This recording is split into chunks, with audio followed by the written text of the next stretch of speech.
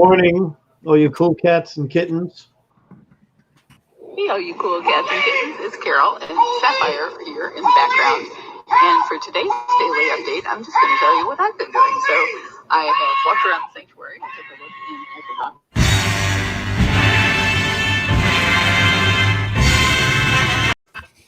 We're here. I love that shit.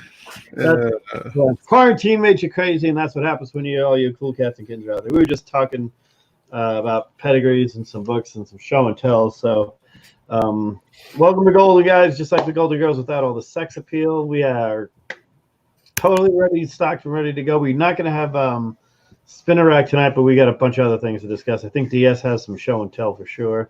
But let's go start over here with Mr. Paulie. Paulie, how we doing? Still alive, still not got the Rona, so. Well, there's positive. Okay. Yep. How we doing, Jeff?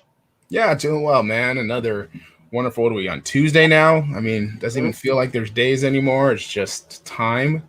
But yeah, like Paul, staying healthy, like hopefully all of us as much as possible, and still can't get away from the comic hobby. Look at those Gerbers behind you. Look at those Gerbers looking great. I don't have my glasses on. I can see the Gerbers. Yeah. What's up, DS? How we doing? I'm good. I've made a decision to sell some bigger books, or at least put them out there and see what kind of offers I get. And I'm trying to, I want to put together a nice pile of cash and take advantage of, a couple bigger deals that may come up. Because I think we're at the beginning of where there might be some really good prices out there, and I don't want to miss out on something because I don't have the money. So I'm going to let go of some good stuff. I put my Suspense 8 out there today. That was tough because that's a good copy and I love it. But so exciting times to go along with the never-ending boredom quarantine thing we're in. So exactly, I've been doing the same. Putting some silvers out there and looking at two particular gold books that have become available all of a sudden after you don't see them for years. All of a sudden one shows up and I'm freaking out. So I'm hunting one down pretty good. So I made a decision. This is what I wanted to get with it, and perfect. So good luck, man. Yeah, it's good. It's well, you know what? It's not Comic Link, and usually the books I look for, I like Comic Link or Heritage, and eBay's my least favorite. But what are you gonna do? I mean, I hope you get that Spidey 300, man. Yeah. It's a hard book to come by. The ASM 300 never goes. I'll tell you, that is a hard book to get raw and submit to get a 9.8 on. It's freaking. Well, yeah, because I had 8 to take that book and never got a 9.8 on any of them ever. I've gotten 2 newsstand 9.6s. 2, and I swear to you that I was like, do you just do it on purpose now? Because there's no way they weren't 9.8s. It's a thick book, so the slightest little bend cracks the spine. The back is black, and I don't know. They used to grade that the right edge of the front cover differently, where it's got like a jagged edge from the printing, and some of them are like that, and some of them are nice and flat. I think they used to grade down the jagged ones. I don't think they do anymore. I was every submission I did to CGC, if it was a 9.8 coming back newsstand, I was like, I'm going to trade this in for a House of Secrets 992. I'm going to get like a 9.2 for it. And you could. You could. And I was like, that's exactly what I was trying to do. And every time I get a 9.6, I'm like, God damn it. All right, I'm going to finish your 7.5 or do some other Bronze Age books that I can flip later on by the press to clean, do the whole deal. Yeah, Jeff, one of your videos you did about how pressing mistake was on the 300, wasn't it?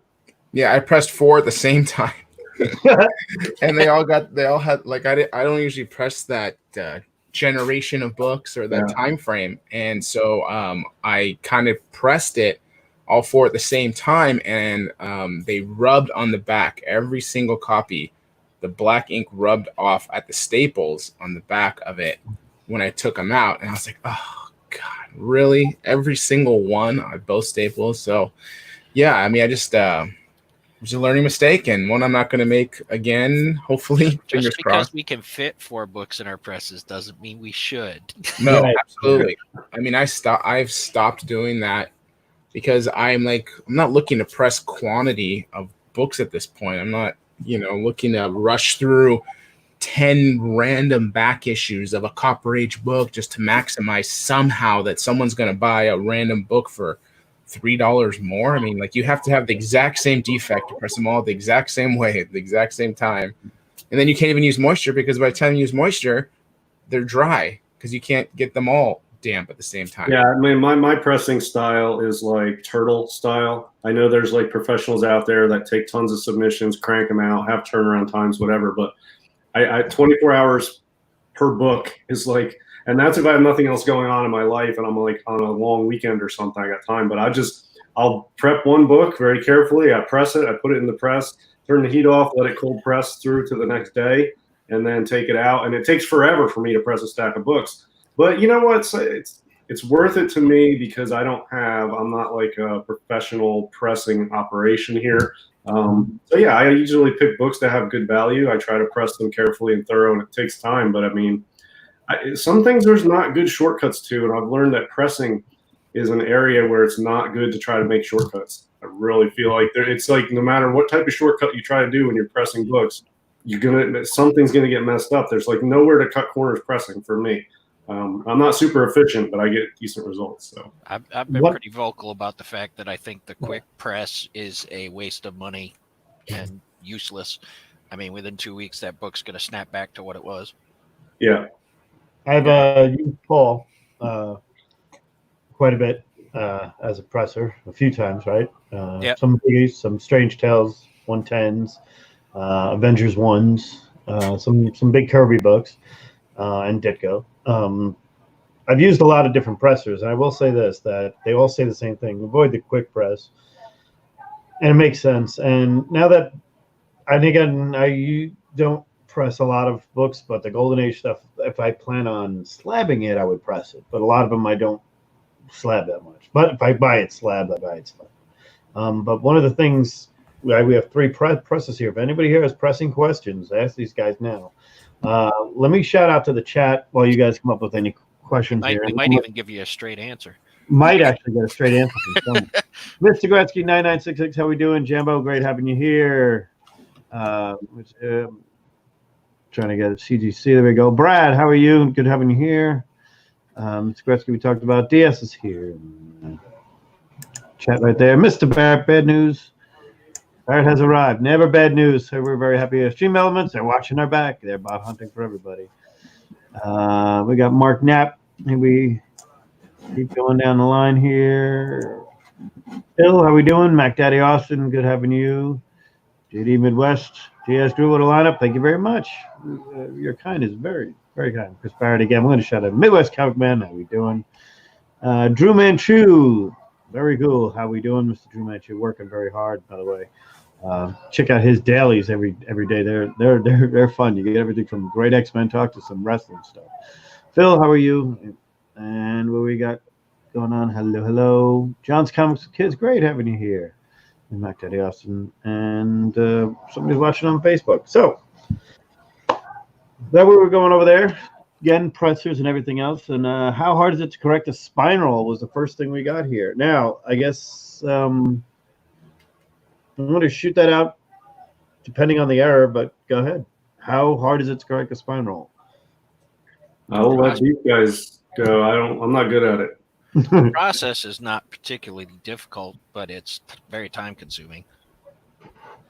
Yeah, I mean, I don't have a chamber that I use, and I do need to get to that point. So for me, it's kind of a slow process, just like Paul says. It just takes time. Like we said, you shouldn't really rush pressing, and if you get away with it, you're only like setting yourself up for failure later when all of a sudden you're gonna rush through a dry clean and rip out a piece or put a huge tear or really mess up your book. But yeah, spine roll.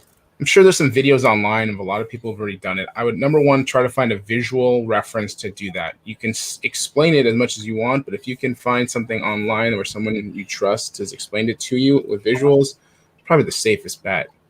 And definitely, I would say about 50% of the spine rolls, I think it's not worth the risk to correct it, because a lot of times when a book has a spine roll, it's also got iffy staples. Yeah, I've worked on. All right, so I've practiced on a couple old books. Just I didn't go all the way through the process just to see a couple different techniques, how hard they would be, and then I tried actually spine roll correcting on 2 books that I still have, and I didn't add moisture to them on the process I tried, and it worked beautifully. I corrected the spine roll, got it nice and lined up, and put it in the press before I went on vacation and cranked it down to hold it.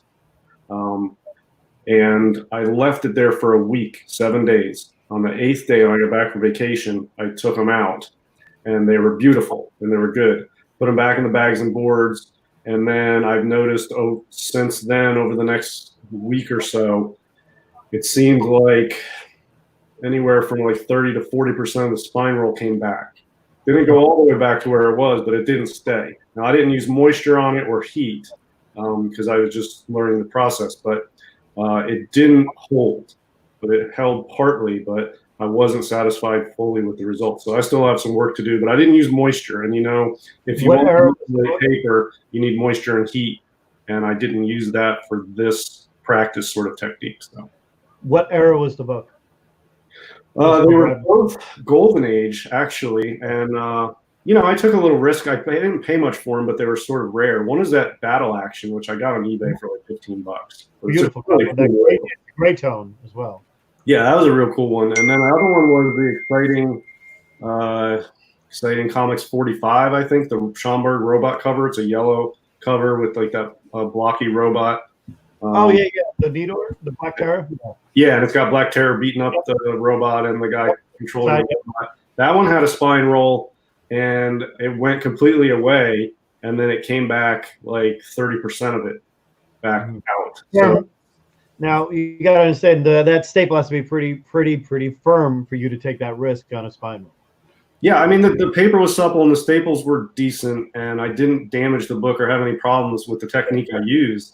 But it just didn't hold. But I didn't use moisture or heat, but I just wanted to try it first. So I'm going to try to do, the process I use is I sort of hand rolled it with a backing board with cutouts for the staples covered in a piece of silicone release paper in the middle. And then I, sort of gently rolled it back into place. And you move the book like back and like lift it forward and give it slack and then hold it tight and push it back and sort of crank it in like fishing line style sort of. That worked great, but if I would put that in a humidity chamber and get it a little more moist and then put that in the heat, I think it might hold better. So that's what I'm going to try next. That's a good idea. I'll say like it's really, like you said, it's really important to understand the stability of your paper and the staples, the cover to the staples as well, not just interior, because really you could make a bigger mess. You might get the exterior looking better, getting the spine roll up, and next thing you know, your centerfold's detached or your cover's detached. Then you have a problem. I know some people will remove the staples completely and flatten the entire book and then refold it. Yeah. If you're comfortable with that, that's probably one of the most sure ways to get the absolute tightest. Probably. I don't play it that way. I at times will go back to the centerfold and I will refold every page one by one over a board until it's realigned, and then try to press it out that way because it's off already. So then you got to go back in the middle and refold into position properly one by one. And then I've tried that lately, and that's worked out well for me. But there's other ways to do it too. I haven't done 100% research. I'm just trying to figure out what works for me and explore, as it is kind of a science, man. You got to learn it and figure it out, and it's worth its while, and it's worth it if you can educate yourself on how to do it properly. Nice. Yeah, I definitely look. I don't want to give advice on spine rolls because I don't have advice on that. But my advice regarding old comic books, or any comic books in general, but especially older era, early silver and especially golden age, it's almost always for me far riskier than the benefits to remove the staples for any reason. I don't like messing with old staples on a book. Some people like to fix the little dents in staples and stuff too. Super risky to mess with the staples, but if you're good at it and you have experience with it, you could probably get good results. But for me personally, I don't have the dexterity or anything to I'm not taking staples out. So the whole flattening the whole book and refolding it is not currently for me an option, although I know a lot of people do it with great success. So I'm trying to find a way to do it without taking the staples out or flattening the whole book. I think if I just use a humidity chamber, I think I can roll it back into place, but you need good staples and good paper too, because that can tear. So yeah, I'm in the beginning processes. It's definitely an interesting thing. And I see people get awesome results. So it can definitely be done. Well, very, very cool. Again, I was bringing up the age was more of, I noticed that a lot of the pressers I hear, obviously we do a lot of golden age presses here, and I hear more success stories with the golden age. You can think the patience that you guys have with, it's one of those things about us with that golden age collectors. You have to have patience because your books are not readily available, and when you press the books, you have patience to do it. So good stuff. Show and tell. Anybody get anything? I know DS. You had some stuff come back, right? Well, I don't know if I show this the last time we did our show. I don't know if I did or not. Nope.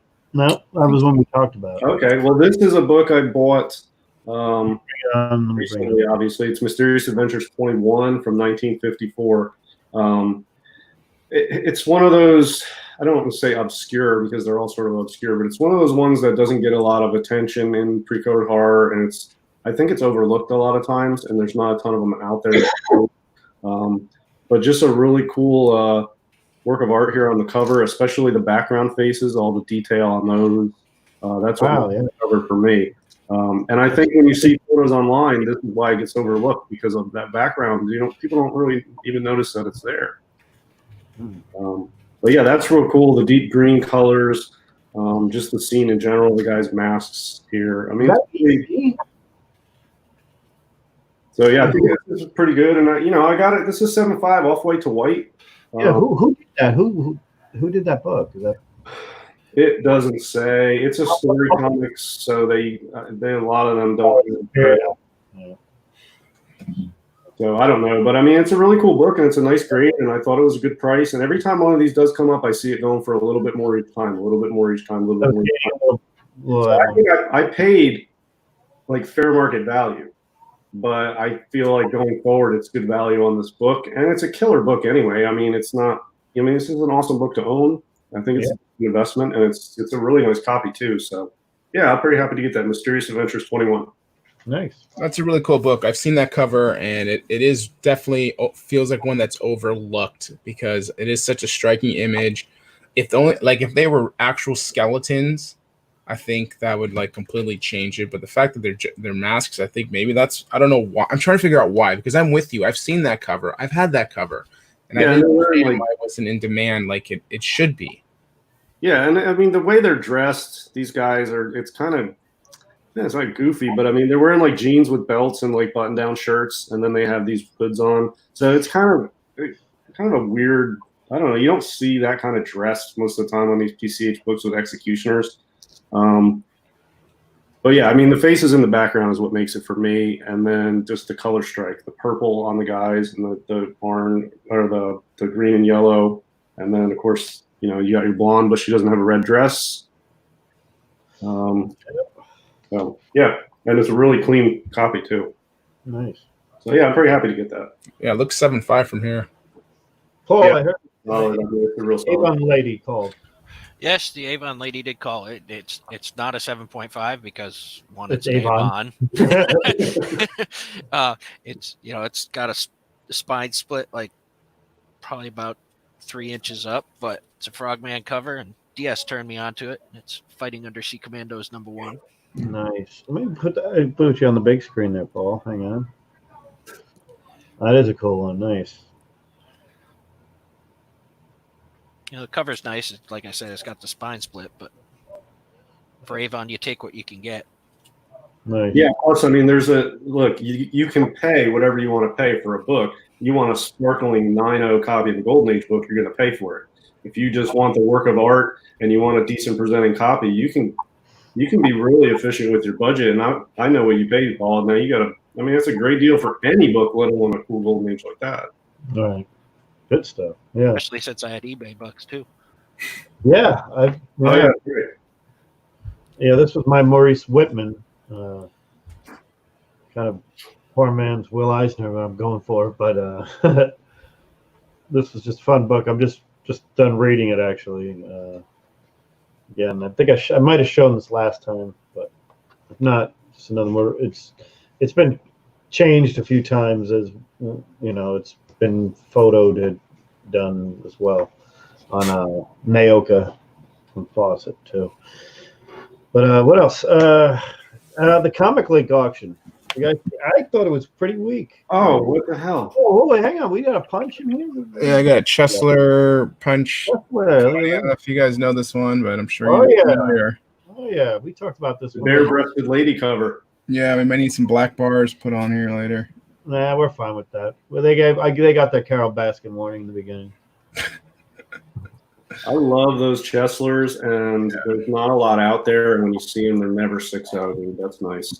Chesler punch, yeah, that's a. Yeah, I didn't expect this one. So it just kind of popped up. A friend of mine contacted me, said he was going to sell some books. He asked if I was interested.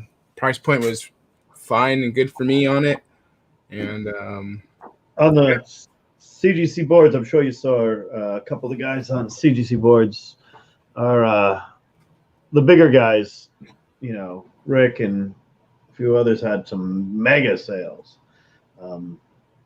Really crazy books. Some Silver Age keys that people were going crazy for. 8.0 Spider-Man ones and crazy books like that. But a lot of the Golden Age ones were pretty crazy. A lot of those Peps, those early Pep Archies were in high grades, were just getting gobbled up like that. I missed them. When was that? Earlier today? That was when did Gator start his? On Sunday? I think I just missed them all. Yeah, he started. Yeah, actually, I had one going, and I did pretty well in it actually. Because as soon as it was over, I got the offer I was waiting for from the guy, and he was like, "Yep, you can have them." There they go, and they went out the door.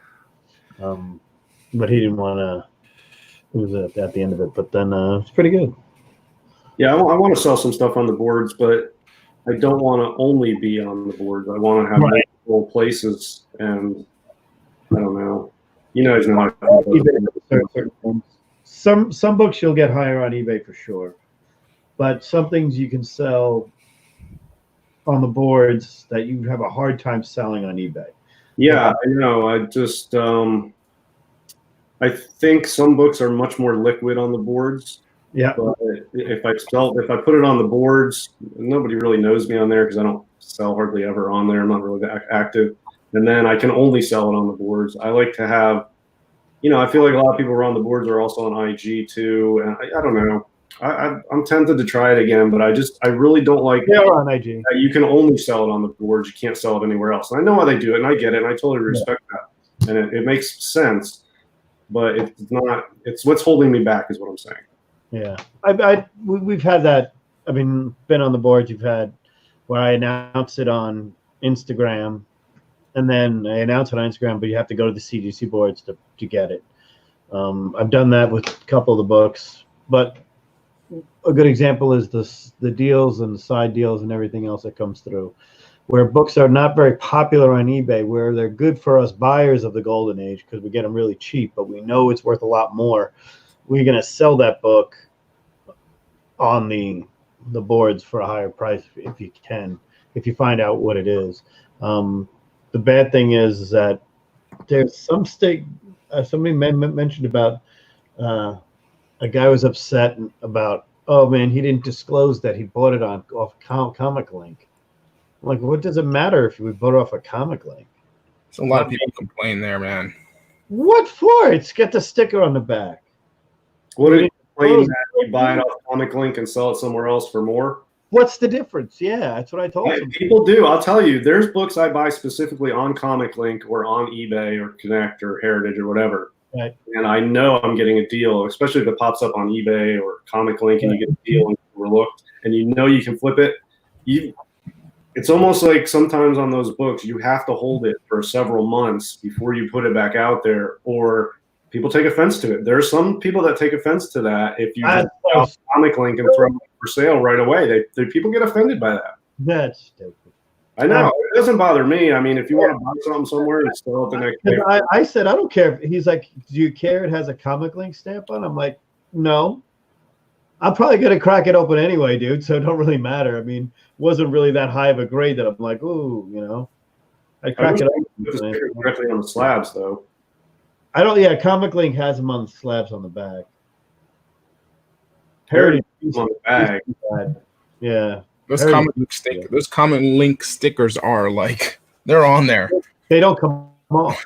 Everybody's Well, got those ones that are ripped. I got some old ones that are ripped on the back, and you know it's like, I should just leave the sticker on. You can't. You know, I found a good way to get them off, but then it takes me longer to get the smell off of the back of the plastic. acetate. Yeah. Well, I used a little WD-40, not much, just a little bit, but that stuff stinks to high heaven. The sticker comes right off, no problem, clean as a whistle, and then it stinks like WD-40, and then you got to keep washing that off until you get the smell gone.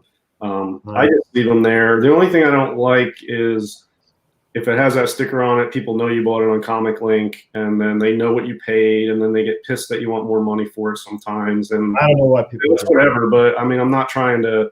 I know. It's not good if you're selling to have people. Actually there though, because I had somebody say that about a book.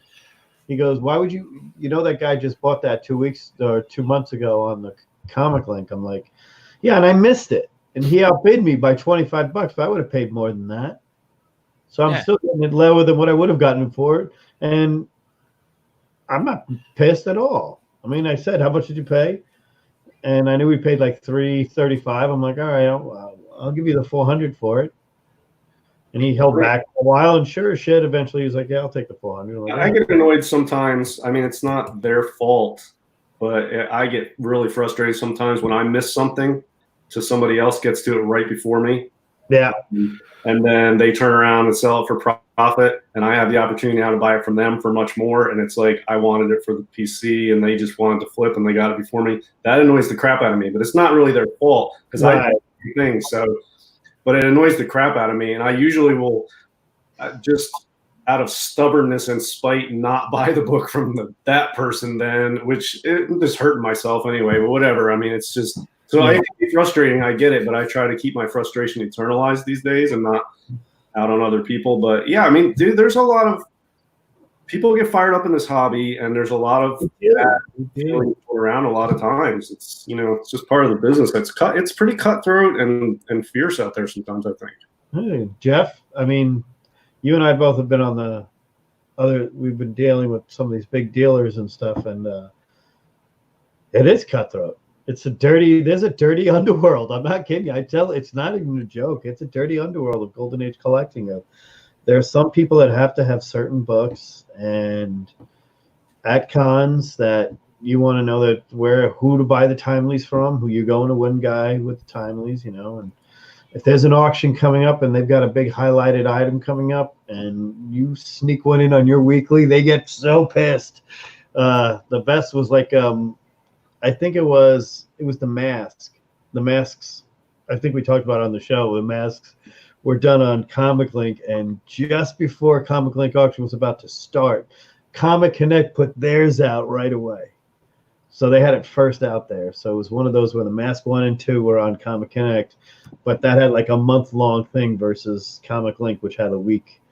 And I was like, wow, that's pretty ballsy to do. And we all knew it was coming, but there's cutthroat in this world, not just from the sellers, but from the buyers too. I mean, I know I'm in competition with the guy in a lot of jumbo. He's completing his jumbo collection. He's a completist for every jumbo.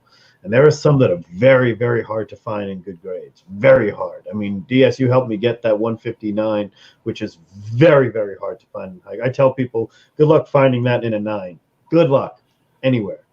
And I dug that one out of a dark crevice resource that I have, and I just checked, and he had it. So I was like, well, let me get that because I knew you wanted it. So it's such a hard one to find. I mean, then that's a more modern one versus one that's coming up for us now. And in your own world, Jeff, what do you think about the dirty underworld? I mean, I think there's a deep, rich history with a lot of these dealers, and I think there's times to their experiences together that there's been a lot of shady trading, and I think a lot of them have just grown up in this hobby thinking that's part of the way to be. but it is a very aggressive hobby. I know that if you hear of a collection, you better get there first, because if you heard of it, usually, especially it's a big collection, don't assume that you're the only one.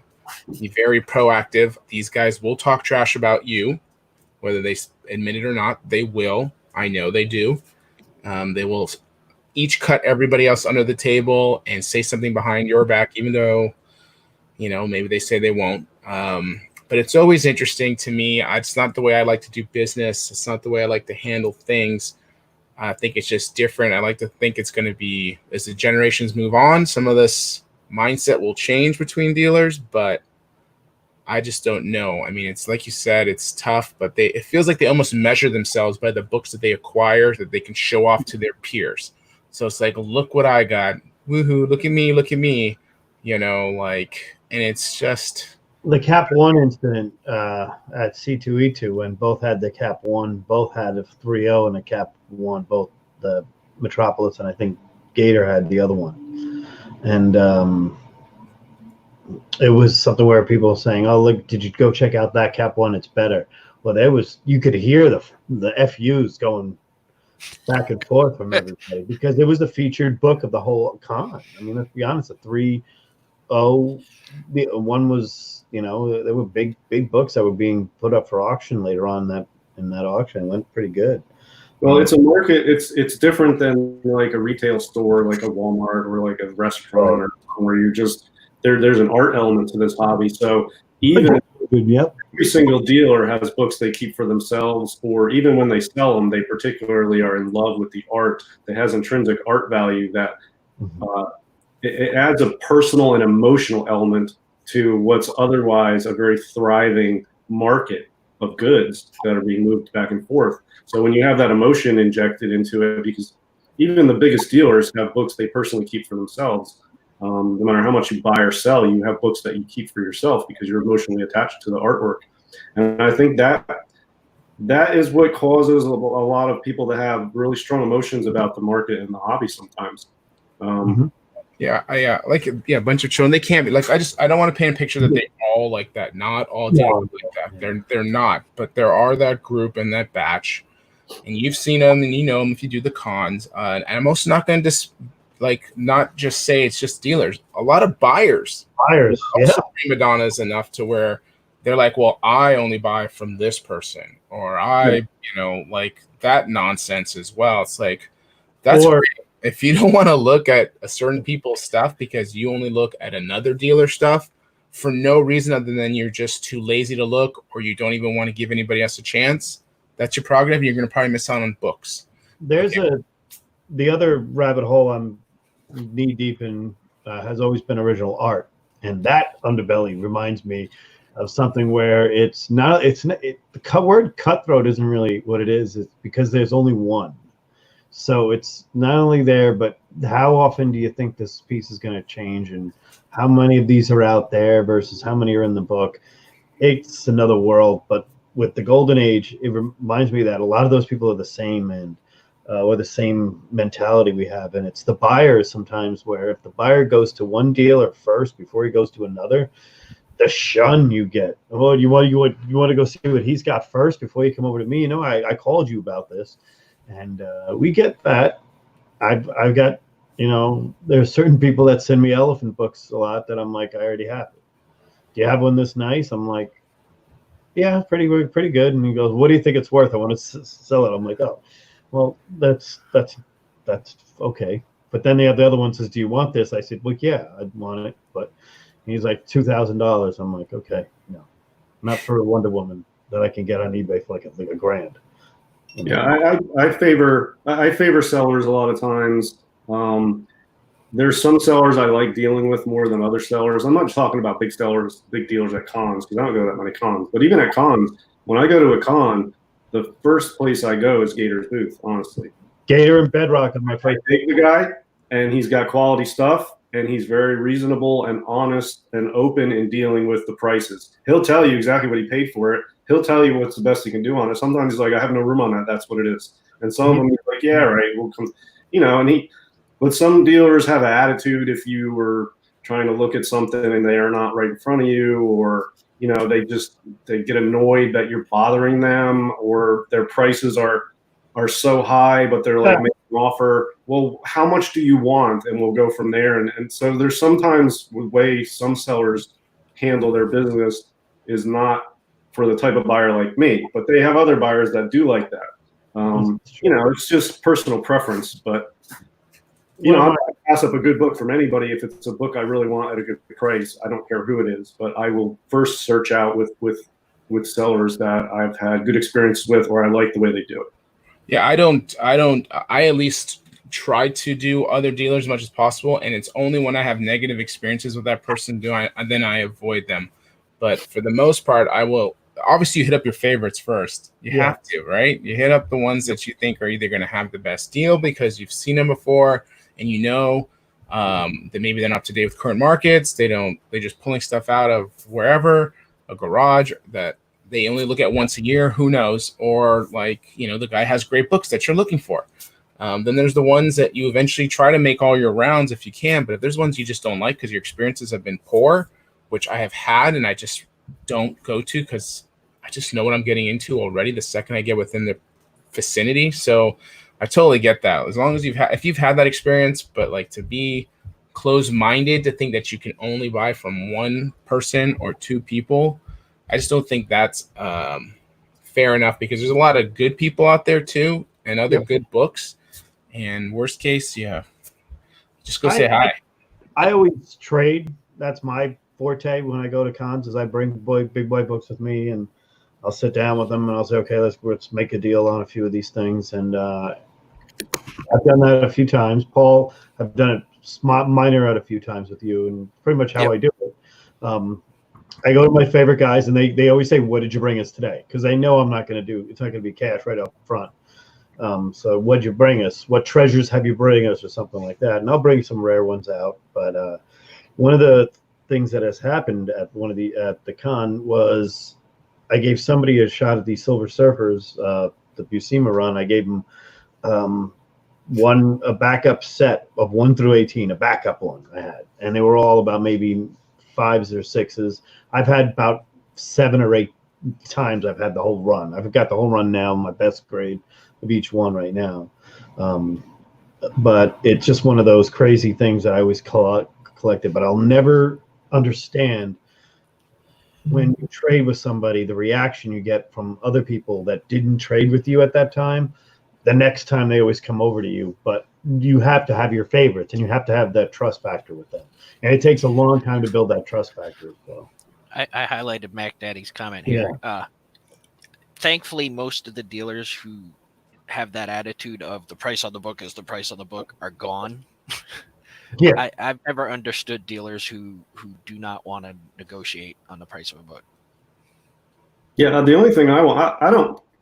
Yeah, I mean, it's nice when they have some room. I always like them when you can negotiate and you get a little bit off, and it seems like you got a good deal, even if it comes down to FMV. But my favorite thing about sellers is sellers that seem like they're really motivated to make money, and they want to sell you a book, and like, what can we do to get you a book here? I want you to walk away. I like sellers. Some sellers, and you guys know the ones I'm talking about, especially some of the bigger ones, they seem indifferent. Like, these are the books we have. We're major. We don't care. You want to buy something? Here it is. If not, it's like a Walmart attitude. Like, here's our stuff. You can buy it or not. We don't care. I like the sellers that they want to make the sale. Like, what can we do to get you in this book today? Type attitude. I really dig that. Bunky Brothers are like that a lot. Yeah. Bunky Brothers. They're like, come on, have a cheese plate in our booth, man. We're gonna. Yeah, no, I like that, and I'm actually. Richard Bedrock City. He's always. Richard's great. We had Richard Bedrock City. He always had books for me or some. Hey, did you see this? Like, he had that showcase one with the firefighters. Mm-hmm. I was looking for a 7.5 or higher copy, and he totally said, "Look, I got one. I thought about you at the last con, and I knew you would come into this one." And boom, he brought it up, and he had it right there. We made the deal right there. It was great, you know. And like sometimes, like DS mentioned, you know, like Gator, he'll say, "I have no room to move on this book." A lot of times, if I hear that from a dealer, I'll be like, "Well, what if we throw this book in and this book in too? What kind of deal can we work out?" Let me throw in some of them Liberty comics. That's always my go-to. You can get anybody to throw in a high grade Liberty comic with you know. I like coming from being a dealer at times, because I do set up at cons. I negotiate, for sure, but I know a lot of people insult dealers too. Yeah. If a book is, let's say, $300, do not offer 150. To be honest, like, if the only thing keeping me back from slapping across that booth is the law, okay, and so just getting in trouble. So don't do that. Respect both people equally. I mean, I get if you're gonna say that, you better have something to back it up with, like, hey, the last few sales have been at this price point or something. Don't just demean them, because they're there too, putting money out. They put money into the inventory, not to bring it to you so that you can buy things at, the cheapest prices possible. They're trying to make an income and they're trying to survive as well. So just be respectful on both ends. Dealers need to be also respectful and at least say what's up to people when they walk up to your booth, or crying out loud, and not dismiss everybody. There's a lot of etiquette out there that needs to be really thought of between both parties. And so anyways, that's my 2 cents, but I like to hear this, but I got to run. No worries. And I'll see you guys next time too. Guys, take care. All right, later, Jeff. Good. Good. All right, I did have a pressing question here. Is this book? It's very hot right now. I take it. It's, to me, it's a 6 at best, but it definitely could use a press. Everything else is white pages. It's a typical one of my books from this era. So, really nice interiors, firm, everything firm about it. No worries. How much pressing would get that out of the corner, which breaks a little bit of color there, and with a little bit of I mean, you could see this waviness to it. You know what I mean? The waviness would probably come out. The color break on the top would be flat, but you'd still see the color break. I mean, it is a color break, so that's it. But it's still fine. I mean, it's Those are good books to press, though, because if it has a distinct defect like that, you can measure where you're maxed out on it, and then you can press it up to that. And then when it comes back at that, you did a good job pressing it. nice. Because, if it's got some wrinkles and dents on the cover, there's a lot of books I press now that when I look at them, I'm like, it doesn't really need a press. It looks pretty good. But then I press it anyway, and when it comes out, I'm like, oh, yeah, that does look better. Somebody asked me what books you should press, and I say it all the time. I say, I think every book can benefit from a press. I mean, I learned how to do it, and I've been researching that pretty good. I'm enjoying it right now, practicing. I haven't done it on any books yet, but and I agree with going back to our early thing. Bonafide said, as a dealer, the best thing you can say to me is, what can you do for me on this book? And that's how I usually approach dealers. I don't throw a number at them.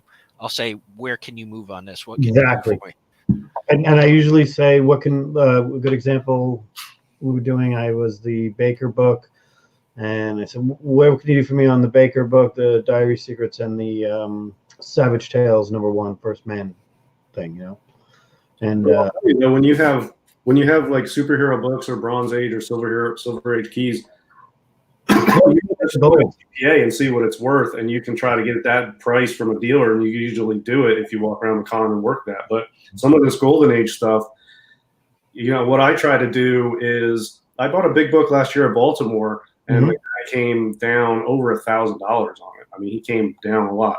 But I went to him a couple times, and I was like, look, I really want this book. I really think it's worth this, and here's why. And I explained to him why I thought it was worth the amount that I was offering, which was a significant amount below what he had it listed at. And I'm like, I understand you don't want to come down that much, but I'm into this area, and I really think the book is worth X, and I really think that's where it's at, and I'm willing to pay that. But was that the Whitman Ghost? So was that the Whitman Ghost? No, that was Weird Mysteries 5 with the brain. Oh, Weird. Yeah, and that was not a cheap book. No. Here's an etiquette question for you guys. When you're at a con, I know DS, you don't go to as many, but if I'm looking for a book, I try to walk away from the table a little bit before I check GPA on my phone. Yeah. I think it's kind of, if I was a dealer, I'd be kind of pissed if, you're looking at books and going, I think it's today's day and age. They have to accept it. They do, but They probably don't like it. But one of the things I did when GPA doesn't really work on a lot of Golden Age, and I tend to think people use that as a crutch too much, and you'll get a grade of, well, this 3.0 traded at 2,300, but the 7.0 traded at 4,000. So I think mine's about a 5.0, so I'm going to list it at 3,500. Well, it might not be, you might not have the years right or what's been going on with the market, and list what things whatever you want. But when you're dealing in the book and you're making a deal or you're negotiating, and let's say it's a 10% difference between you and the other guy, then somebody's just gonna have to move.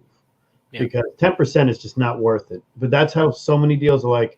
Some people like, well, it's 1,000, it's 1,200. Okay, he bid 1,000, so we meet at 1,100. The guy's like 1,150. I'm like, let's not do that. Well, especially it's fun negotiating a big year book deal. I've done that. Well, I'm like, let's not do that. Let's not have. We're talking a $15,000 book, and we're fighting over like $200. Let's not, just because that happens. These people are crazy. They want to win. Yep, and like you said, GPA is much better for modern books because like you take our Amazing Spider-Man 300 for example. You talk about a 9.8, you expect what it's going to look like. With Golden Age books, one, they're so rare, and you could have a 3.0 with an amazing cover and something wrong on the inside, and then you have a 3.0 with a big old chunk out of the front cover. The 3.0 with the great cover appeal is going to sell for a lot more than the one.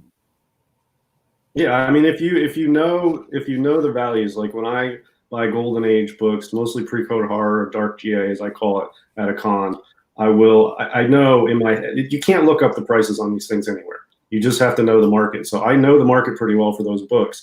And there's books that I come up to and I see on a dealer's wall, and I'm like, well, let me see if I can get this book. I ask myself, do I need that book today? Is this a book that is so rare or so special that I am definitely walking away with it no matter what? If that's the case, you have to know going into that you're already at a disadvantage because you already told yourself you're going to get that book no matter what.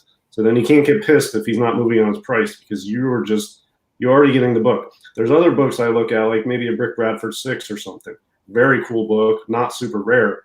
I know, all right, I'm going to try to get this off this dealer, but I know I don't need it. So I think, what do I think it's worth? What am I willing to pay? And I'll try to work on that. And if it doesn't work out, I can respectfully decline and walk away. So you got to know for yourself if you are willing to walk away from a book or not. And if you are not willing to walk away from that book, you're not going to get as good of a price you want, and you can't be pissed about it because you are the one that's holding yourself without being able to walk away from whatever the price is. So you're kind of captive to that book. So I always prefer when I'm able to walk away from a book. Okay, that makes sense. Yeah, I mean I have a Grail book that we talked about earlier that is coming up for me in a week, and I have a limit, and I'm not going to go above it. Probably. Yeah, I mean, if you go in with the attitude, I need this book, you've given away all your power in the negotiation process. Yeah, some books, look, there are some dealers, I mean, most of these dealers deal in a variety of books. They can't keep up on the market for these obscure Golden Age stuff a lot. They just don't know it well. And sometimes I know the market better than them on a particular type of book, and they just don't think that it's worth what I'm saying, and they're not willing to move. And I just have to accept that they don't know as much about that book's market as I do, and they're not going to move because they don't believe me or they're not familiar with it. You can't strong arm somebody into coming down to your price, even if you know your price is right. If they don't know the market and they don't know the price, it is what it is. You can't strong arm a dealer into moving their price if they don't want to. So sometimes you just have to walk away. Another way to screw yourself is to walk up and be like, oh my God, I've been looking for this for 20 years. They got you. Yeah. Well, that happens with me. There was a book, a Jumbo 2. Yeah, but all the dealers know what you're looking for already. Yeah, they make fun of me everywhere I go. It's true. So cool. TJ, Chris was going to say I met Tony Bennett, but Tony Curtis, nice. I like Tony Bennett. Yeah, and somebody's mentioned trades in here. I just typed what I do. I don't do trades at cons because I feel like you lose a lot of value by trading sometimes. I try to sell books, and I just try to sell them for just enough room for that dealer to make some money on it, get the cash, and then I can have a free, starting fresh negotiation on a book somewhere else with cash in hand. That's what I don't like to do trades. I feel like maybe you lose a little more value when you're trying to trade.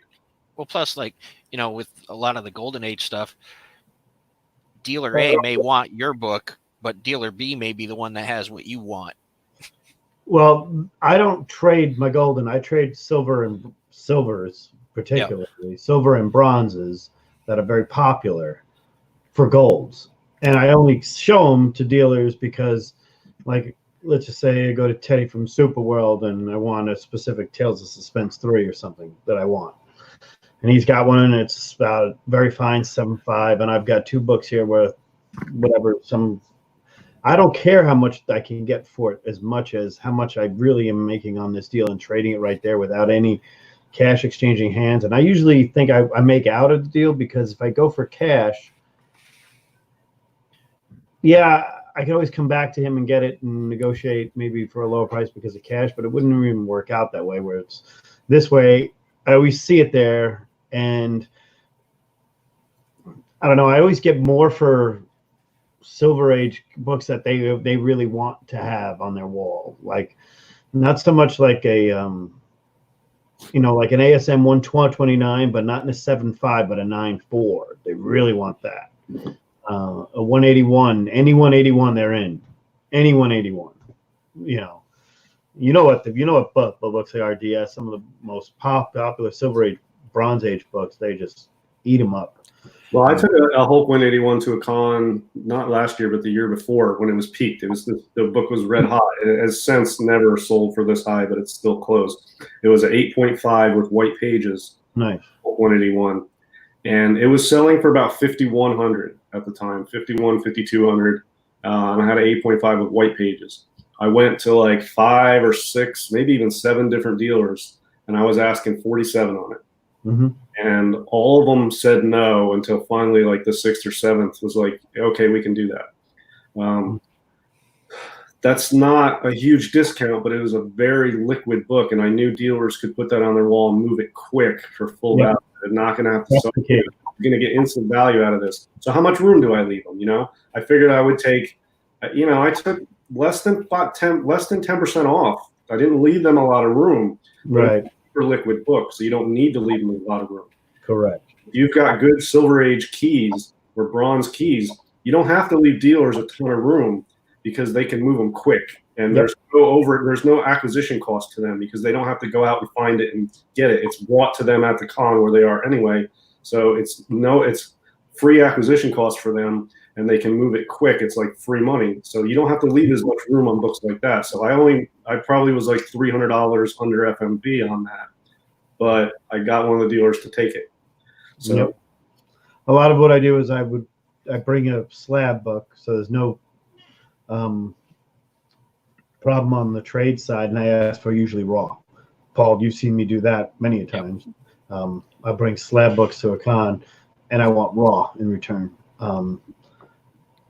It's because they usually end up with a better book at the end of the deal. I mean, a harder book to find, and that's just what it is. It's a harder book to find it, versus a books that are very common.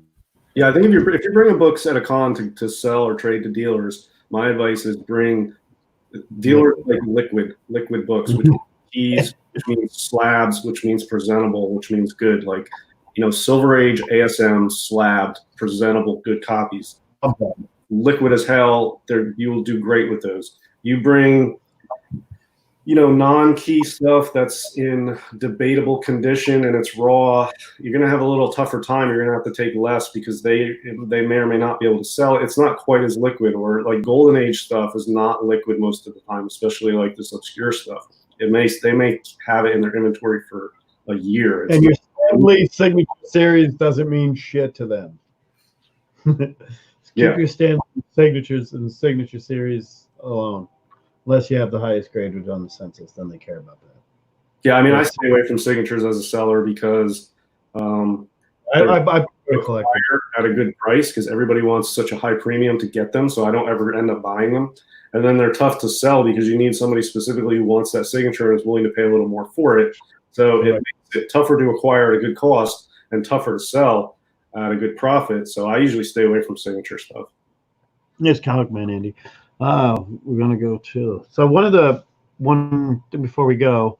Mainframe Comic Con is coming up this weekend, and we're all getting really excited. We're going to start a Friday night.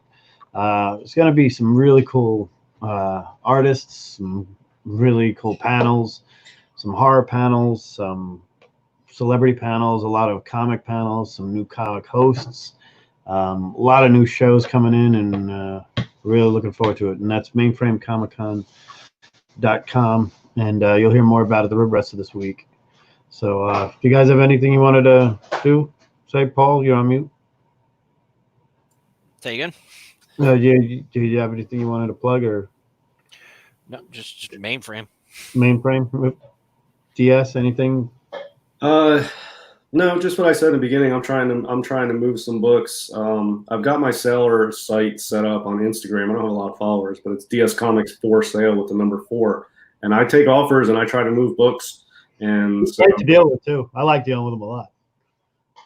Yeah, thanks. I mean, it just anything anybody sees on there, I'm trying to move them and get money. I'm a collector and a seller, but I sell to support my collecting, so I'm not like a dealer per se. So I'll cut deals. I'm just trying to move books and get money from one place into some new stuff. So that's what I'm working on right now, and it's tough letting go of some of these books. I've got a couple books listed right now that I just put up today and yesterday that I really love those books, and it's a struggle to sell them, but I know I can get other good stuff. So I don't know. We'll see how it goes. Very cool. Well, we'll be heading out here in a minute. I want to thank everybody for being here. Thank you all for being a friend. We're going to close out the show, and let me give you change this up a little bit here at the end. Let's do this one. Thanks again, everybody.